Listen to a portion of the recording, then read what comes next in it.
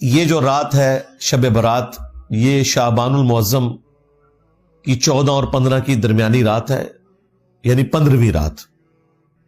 چونکہ اسلامی کیلنڈر میں رات پہلے آتی ہے، دن بعد میں،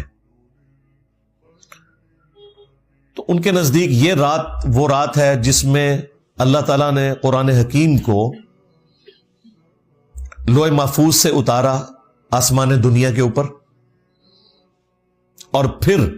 گریجولی 23 سال کے اندر قرآن حکیم آسمان دنیا سے نیچے نازل ہوا۔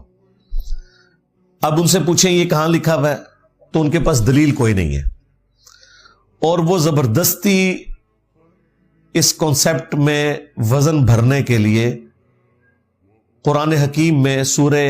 الدخان، سورت نمبر 44، پارہ نمبر